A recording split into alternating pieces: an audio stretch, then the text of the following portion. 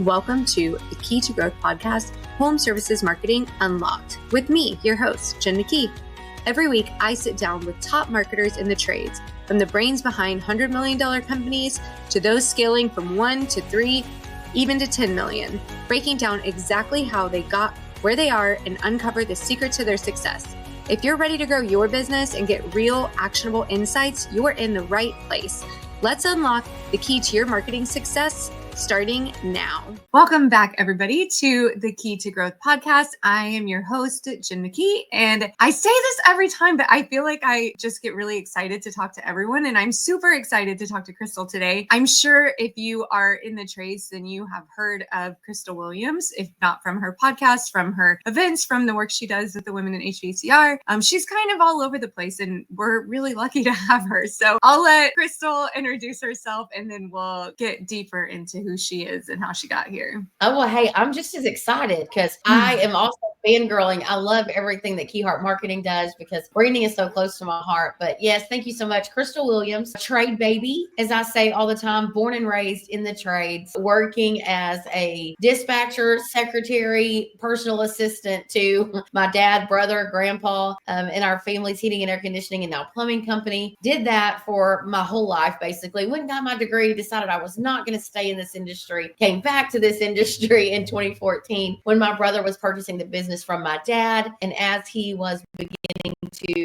really build on what my dad and grandpa had built, he was like, I need somebody to come here and focus on branding, focus on community engagement and recruitment and retaining employees. And so I came back on in 2014, did that for 5 years. We grew exponentially year over year over year. You know, I feel like my brother, little shout out to him, he's one of those like guys that's making money moves, but very quietly. Yeah. He's not really out and about like pounding his chest on social media every day and showing y'all his Lamborghinis and stuff, but he's a powerhouse when it comes to operations. And so I learned a lot from him. He came to me and said, I really think other contractors need what you provide, and why don't you start your own thing? And so he came alongside me. We started Apex at the time is what it was called. And then I went to him and said, I really feel like I need a graphic design like partner. So I was already working with Emily a lot at she and her husband's company, Real Graphics. And then I went to her and said, hey, if you want to leave your husband, I'll leave my brother and we'll just So here we are 5 years later, lots of guts and tears and smiles and hugs and laughs and love. But at the end of the day, it's been a great ride, and we are rocking and rolling through helping contractors build their brands and really get solid in how they're going to grow their businesses. I love that. And you know what? I didn't know how you and Emily came to be. So that was great to hear. So fun that she's the graphic design side of your business. And also as a fellow woman in the trades with a super girly brand, I do love that your brand leans really feminine, even though we're in this very masculine industry. Practice what we preach. So I tell everybody, they're like, oh, we can't miss the girls in yellow. And I'm like, well, good, because I preach that to contractors all the time. Like, man, how you need to build something that's different and unique and identifying and stands out. And I think right now, hopefully, if you think lemons and you are in the HVAC and plumbing industry, you're thinking of lemon seed. Right. So, okay, we could go deeper into that from lemon seed, but let's just talk about, you have a reputation for helping businesses create these really impactful brands. So what is the first step? Like how, and you can think of it from your side. I know you help with people with this all the time, but like, what is the first step in building brand identity that you know is going to resonate with your target audience? So we have a couple of steps I think we have to do. Number one is just, last night I was visiting with Ryan Shute because we're fresh off of our conference when recording this, and Ryan Shute, Wizard of Ads, flipping genius. Yeah. Yes. Things. He and I were visiting, and you have a good brand, good logo, but no story behind it. It's like when you go to the bookstore, and he said, there's this beautiful book with this beautifully designed cover. And then you open the book and all the pages are blank. And I was like, oh, why did that melt my little branding heart? Right. I see it every single day. So I see these beautiful brands, but like they're a shelf brand. They were built off of somebody else's thoughts and ideas, and you just thought it looked good. So you bought it and you went with it when there's no substance to it. So the first thing that we have to do is identify what is your brand? Who do you want to be known as? What do people already know you as? What is their story? That can be your history. That can be your future. That can be your kids. That can be, all types of things, your heritage, all all of those things can come into play. So I really encourage contractors to do some discovery of like, what is your brand? And if you automatically thought my logo or my van wrap, that ain't it. That is visual impression or visual interpretation of your brand story. And so many people start the opposite way and they just get this look before they really have the story behind it. So I think there's lots of discovery that has to go on there, and lots of thought processes. That's why you see so many, like even McWilliams Heating and Air Conditioning. Back in 1974, when my grandfather started it, that was great. It was genius, But now, unless you have a very unique last name or something specific about that last name, it's hard to make that stand out anymore. Smith Heating and Air Conditioning, Williams Heating and Air Conditioning, all of those things are not, it's extremely difficult to make that a unique name that stands out. So I just encourage everybody to start there with really identifying like, who the heck are you? What is going to be what you're known for and how you make people feel? Then the other piece of that is going to be, who is your target market? And so about 6 or 7 months ago now, Lemon Seed had started building ideal avatars for our clients, because I can tell you a story. So I could literally tell you verbally in the narrative format who Lufkin Linda is for McWilliams. Like I can tell you like how old she is, where she lives. Our Lufkin Linda is over 45 years old. She lives about 5 to 8 miles outside of town on 3 to 4 acres of land. She has an RV. She has a little lap dog. She has grandkids. She drives an SUV. She goes to church. She participates in church programs. She loves to cook, loves to host her family. And so we do all of that because we're trying to get a narrative in front of us so that every time we sit down to write a social media post, create a new video, write content for a newsletter, create an email funnel, do writing radio scripts, we have it with Lufkin Linda in mind. So those two are so important. Identifying who you want to be known as a brand, and identify who the heck you're selling that brand to, because you can't sell it to everybody. I love that so much. So, okay, Lemon Seed has evolved over time. And I know recently you guys had another evolution, which is common in business, right? We have to continue to evolve. But how did you even, I know you started doing marketing for your brother's company, but how did you decide and how did you get so passionate about marketing and then into branding the way that you are right now? Tell us about that evolution. Sure. So, I watched my dad. So back in 1998 to 2005-ish, I graduated high school in 2000. So in that time, I thought I knew everything. I still think I know things. So I, bossy like that. But I watched my dad, and he actually had partnered with a marketing agency. And so when I came back in 2014, I worked with that marketing agency. And naturally, between my dad and I felt like good about the story. We were really good at coming up with promotions that reflected our brand. When we moved from one manufacturer to another and we went to the private label program, I realized that I just had a knack for building out a story and then putting tactics in place to reach the story and to tell the story better. So I just, over time, I started realizing that what I was doing was working. And I just started my craft, if you will, of following people, listening to everything, reading everything. One of my favorite books is Raving Fans, and he just talks about all these extra steps that people took to really build a brand. And so that's what I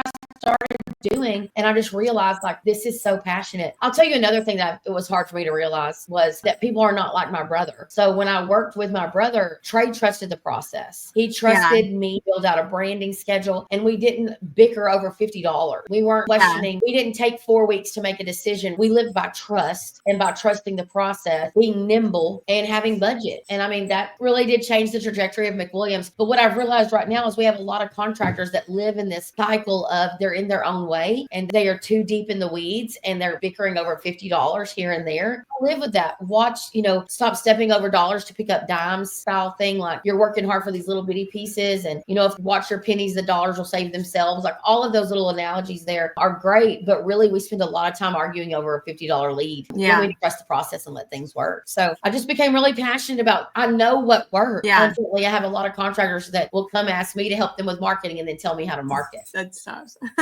Okay. So I kind of want to shift gears a little bit. And I didn't tell you I was going to ask you this, but I was just thinking about it. And I think it would be really interesting. But so like Crystal mentioned, she just literally the Lemon Seed conference just ended. So that's why I'm grateful that you're here, because I'm sure you're ready to take a nap. But what do you think was the most impactful thing that was said or that you heard, or was there something that really stood out and I know you had speakers in all different industries. It wasn't just a marketing conference. I think you had different types of people there, but Was there something that really stood out or that a lot of people were like, man, that was like the coolest thing that I learned, or I hadn't heard that yet? Well, so not to be too braggadocious, but Emily really did a great job. Emily talked about why to not rebrand in 2025. And she literally like publicized things that contractors say. And she's like, they seem so ridiculous, but literally the things that would get into contractors' heads. So it was like, oh, it's too expensive. Or I feel like this looks good. Like I love my red and blue and my snowflake, And so she did a really good job of getting people to realize like, man, these are just excuses. And my pastor says, even a good excuse is still an excuse forward. And so I thought that was pretty impactful. Yesterday, Laura Kelly from Clover, she did a whole lesson on mindset and how, talking yourself through positive affirmations and talking yourself through things about how it's not, man, I hope we hit our goals. It's we are going to do everything we can to hit our goals. We are going to hit our goals. Just shift changes. I felt like that was impactful. We had Steve Ray and Ryan Shute from Wizard of Ads who got on there and talked about the importance of owning a tactic. So, instead of diversifying all of your marketing dollars across 5 or 6 different things to really owning something. So that was very impactful. Jennifer Bagley from CI Web Group talked about the power of AI and optimizing for AI on your website. So she can be a little scary sometimes because you're like, oh my gosh, everything I've ever known about digital, like throw it in the trash, burn it up. Right. I like to take some little nuggets away from that. And the biggest thing I took was, am I at least paying attention? Right. Am I paying attention to the digital space? So I thought that was great. And then my brother, Trey, talked about some of the KPIs that you need to be focused on. And what I like about what Trey brings to the table for contractors is he lives it every single day. And, he talked about you can't have expectations on your team that you're not willing to track. So if you're going to hold them for KPIs, are they truly trackable and manageable? And can the technician really have control over that KPI? And I'll be honest, Jen, the reason that I build our conference this way, so you can look at it 2 ways. I kind of curate the content. Emily curates the look and feel of it, their graphic design, the visual presentation. And then Andrea runs kind of behind the scenes of coordinating all of these volunteers and the ins and outs. It really does take a team effort, but we built this thing because we have seen where contractors struggle the most. And marketing is honestly the easiest part of all of it. The most difficult thing is the operations side. Lemon Seed has good results when we work with good operators. Yeah. And so I think 100%. The most impact that we had was just really encouraging people to own and be intentional about their operations. Yeah. You had some amazing speakers. It's so funny or interesting because I talked to Laura Kelly last week, and the first thing that she said to me was something about my mindset on a specific question that I had asked her. So I love that that was her whole thing. And she talked about like, she is so funny and she just really is down to earth in the sense of like, man, we're not playing games. Like this is what it is. Another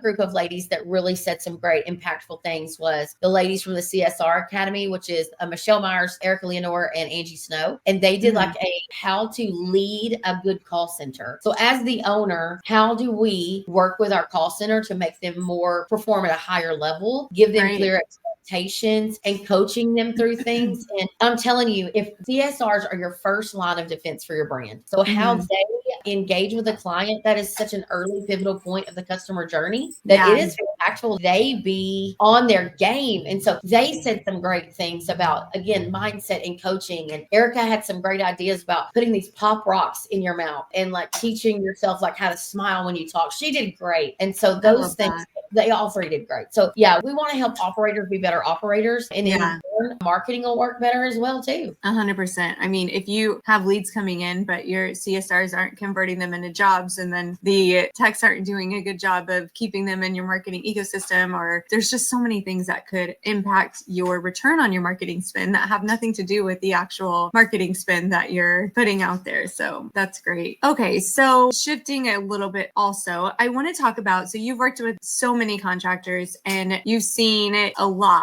So for businesses that are like overwhelmed about marketing options, what is the first thing that they should focus on that will help them see something like an immediate change? What would help a contractor see an immediate change? Mindset. I know we just talked about that, but the minute that a contractor goes, you know what, marketing is a game and I'm going to sit down at this game of chess and I'm going to play it all the time, because marketing is like literally sitting down at a never ending game of chess. We're Yeah. strategizing, we're making moves, we're checkmating people left and right. And we hit checkmate quite often. And it's learning how to continue to build those things. And so I would say mindset of understanding how branding works, which, you see it with social media. Once they decide that they're going to invest time and energy and efforts into doing their social media, it all of a sudden grows. But when they piddle with it, you don't see the results that you need to see. Okay, so I think that you're absolutely right about that. I really want you to talk about something that I see like you have so much genius in, and you haven't mentioned it at all. But I think that one of your sweet spots is really understanding how trades business can become more involved in their community. I think that maybe was one of the first things that you jumped into with your brother's company, that you're able,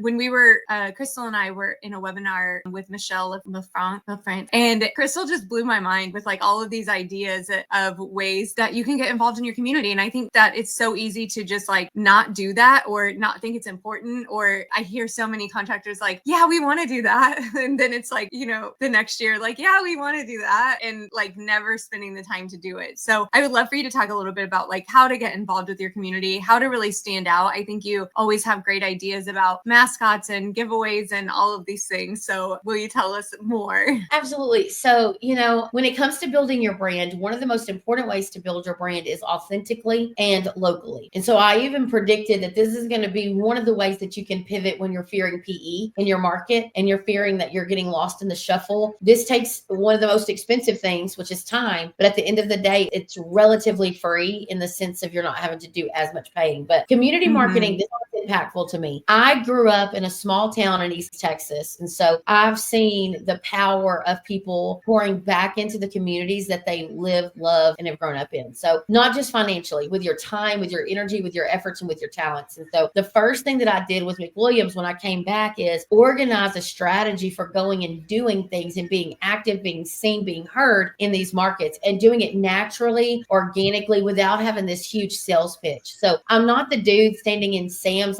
hey, do you want to change your, cell phone provider? Here's our coupon. We really preach that engaging in your community is just brand building on steroids. So love a good mascot. Listen, I do think mascots come and go. They're trendy, but at the end of the day, they're so impactful for long-term brand building that you're to me, honestly, when I see contractors that don't have a mascot, I'm like, man, we have to get a lot more creative. Yeah. And we do. There's just so many more options when you have a full brand or a mascot that you can throw in there. So community engagement, what that really means is I seek out opportunities using the Chamber of Commerce, using the Convention and Visitors Bureau, using local city Facebook groups where there are things that are happening, and how do I go be a part of those things? So Christmas parades is the easiest example that a lot of people can connect to. So if your town, city, area has a Christmas parade or a holiday parade, I want you to get a vehicle, a truck, something, and I want you to just the first year, just drive the truck in the parade. Put something fun on the grill of it, like a fun wreath, put some little battery powered Christmas lights on there, roll down the windows, play Christmas music, and drive and wave. That's all you have to do the first year, because all people are going to do, all of a sudden, all eyes in your town, so many eyes are watching your truck drive through. You could offer, I got this idea from Colleen at Online Access. You could also offer to drive the cheerleaders, let their trailer be connected to your truck. You could pull Santa Claus. You could feature Frosty the Snowman. You could do all kinds of stuff. Maybe the Grinch is in the back of your truck or has the back of your van and opens up. But what you're doing is trying to leave this an impactful experience where people remember your brand. Now, is anybody going to rush home with their hot cup of cocoa after their Hallmark movie experience and be like, thank God I saw them. I've needed a new hot water heater. Let me go buy one right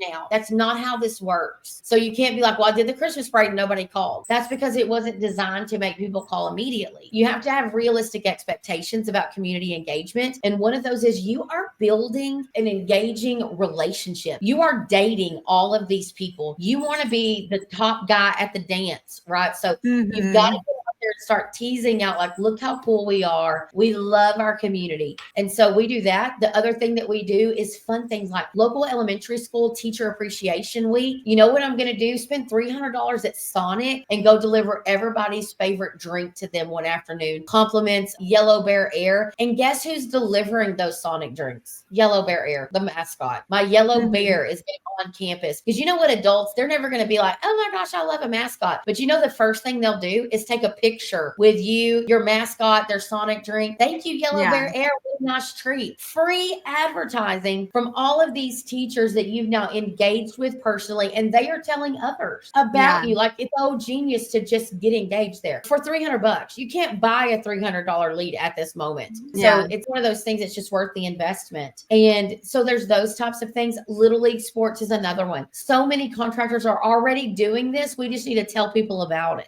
So I say this, like, I'm not put your logo on a banner and a t-shirt kind of girl. That's not my jam. Give me $100. We'll put your logo on a banner. That's great. I'd rather give you $300 and you come to my office, take a picture with your whole little baseball team in front of my van. I'm going to give you a cooler full of Powerade in your team colors, and Sailor Mac is going to be there in his mascot costume. And we're giving y'all a bucket of balls, and we're smiling and we're saying best of luck on our own social media as your going away party, as you're headed to nationals or the all-star tournament, right? Yeah. You've created an experience that cost you 2 cases of Gatorade, a bucket of balls, and somebody dressed up as Sailor Mac. Because guess what those parents are going to do when they see it on your social media? They go share. We love seeing hometown people give back to hometown things. And you just buy that kind of engagement. You can't buy that type recognition now. So I'm super passionate about community engagement and being intentional with it. I know that was a long answer, but I hope that was getting that's what I love is that. So that's where I think that one of your major geniuses is. So I really want to understand, like, so someone comes to Lemon Seed, what is the experience like for them, and what types of things are you going to help them with? Yeah, thank you. So Lemon Seed is designed to help a contractor feel more organized in a strategic approach. And so what I want to do for contractors, because I'm passionate about this, is I want to help you develop a story and a message that we're going to put out into the market using different types of tactics. So I'm not a website company. I'm not a direct mail company. I'm not a billboard company, but I do know how to take your brand. Let's curate some offers and messaging that really builds up who you are, and encourages people to engage with your brand, know your brand, and utilize your offers. And so we love to do that. We organize a 6-month strategy at a time. We also provide all the graphic design services that you could need for actual production needs. So, hey, I need some graphics for my website company. I want a postcard design. We tell you what strategies you need to deploy, and then we help you get the graphic designs, and we connect you with great vendor partners. And so we're kind of your one-stop shop for organizing all of your marketing and graphic design side. And then if you really know your brand needs work, we start there by just helping you build and curate a new look and feel and brand story and how we're going to bring it to life. And then we love to roll right into getting that audit for your ideal avatar, who we're going to be talking to, and then a strategy. And so it's pretty high level marketing in the sense of, I say we're like your marketing coach and your marketing department at a fraction of the cost. Right. I love that. So, and I love that you just made that really clear, because I think that you're not so much a CMO, like, and not to say that you don't provide some of those services, but you're not solely just focused on the numbers. You're not solely just focused on the vendors. You're not solely just focused on the design part of it. Like, you're all encompassing and making sure that your brand from beginning to end is being utilized in the best way possible to bring in the best new customers and new recruits and whatever they might need to grow. Yes. And one thing is I want contractors to get off the hamster wheel, just chasing every little tiny lead, like cutthroat. All I can think of is like,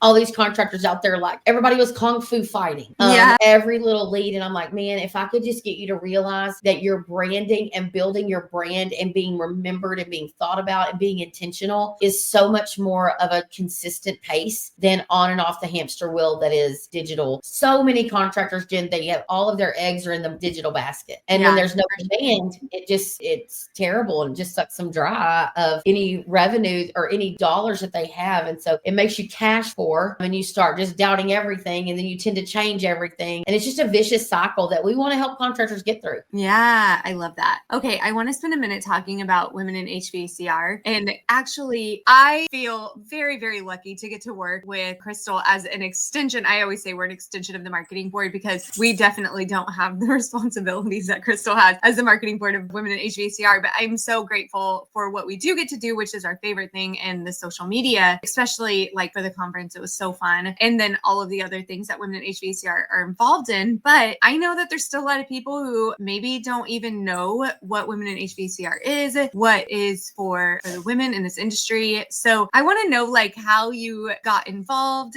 and like who else needs to be involved. Yeah. So So I got involved through Colleen Keyworth, which, I mean, she's a great connector, I call her. She told me one day, she's like, we need more contractor representation. And so while I was still working as a contractor in the business, I joined Women in HVACR just to find a network of women that were living the same life that I was living, that was sitting down at tables many times when I was the only female, talking to a room full of male technicians. We started getting female plumbers, female technicians. And so I was very interested in it. And then I just tend to have one of those personalities that is an opinion giver. And so I was throwing all of these ideas, and Colleen was like, you really should consider the board. So I saw when board nominations went open a couple of years ago, I applied after being a member for 2 or 3 years. I applied, and I had done some conference support and things like that. But so applied for the board, got on the board. And my first year was one of those learning years, just like any board. But last year I took the marketing chair and the conference co-chair along with Linda Rodriguez and Tanya Stottle, and did a lot of work to, just bring more awareness to the fact that women in the industry are celebrated and there's power in engaging with other women. I want more contractors. We would love to have more contractors.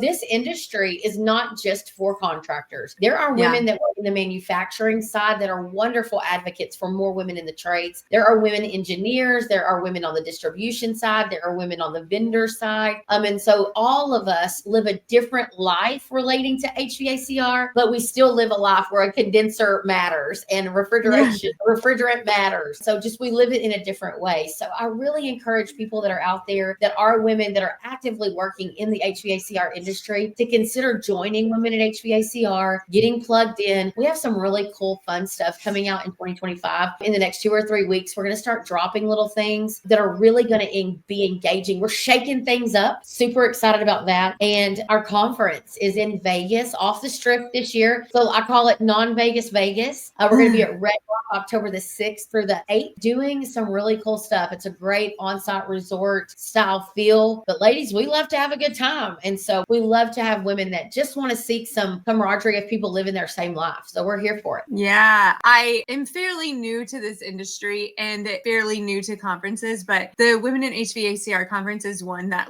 overwhelmingly people are just it's the best conference that you can go to, and not any of the other ones aren't great. But I think it's just because it's mostly women, 95% or 90% women. And so it has a different feel than a lot of the other conferences. There's a lot more of camaraderie, and I don't know, I love conferences. Honestly, I enjoy being around people. I'm totally an extrovert in that sense. I get a lot of energy from people. And so it's hard to say any of them are better than the other ones. But the Women in HVACR conference is just a different kind of conference because it is geared towards women. It is mostly women. It is created by women. Yes. Well, and here's what I tell people. I tell men, really the perk for a man to be a part of Women in HVACR is to understand how by your membership or by your sponsorship or by your donation to the endowment, you are saying, hey, I know that women can make a difference in the trades. And let me tell you, you want to see rock star salespeople in a home. A lot of times women are rock star salespeople because they're relatable. They're not as intimidating. But a lot of male business owners right now will actively support women in HVAC because they understand that they need to be keeping up and they need to be encouraging more women to join their teams because it's very impactful to the overall success of a team. Absolutely. I love that. Okay. So I like to end this with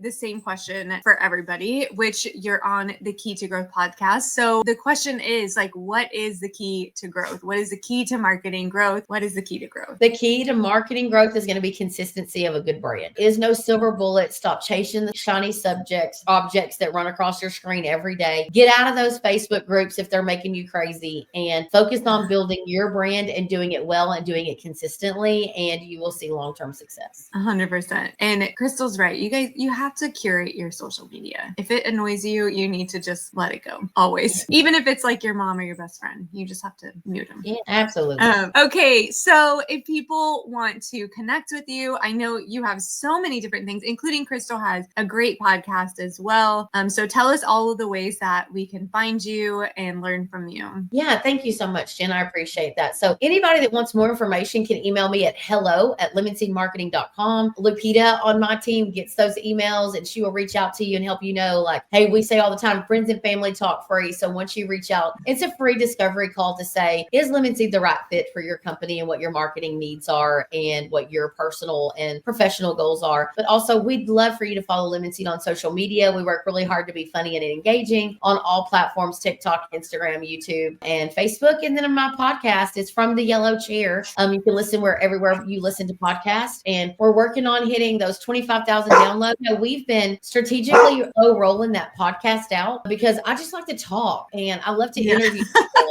And, so we really didn't market our podcast that much. So just naturally it grew. But we're getting ready to do some exciting things with that as well. And so it is going to be it's a fun ride, but I would love to talk to anyone who just wants advice. I'm here to help. I love that. Crystal's amazing. And their social media is so fun right now. I saw it just started popping up, which I don't know if that means that it was new or if you guys just changed your strategy, but they're really, really fun to watch. So definitely be sure that you're following them. And yeah, I'm so grateful for you to have been here. Thank you so much, Crystal. Thank you so much. It was great. For sure.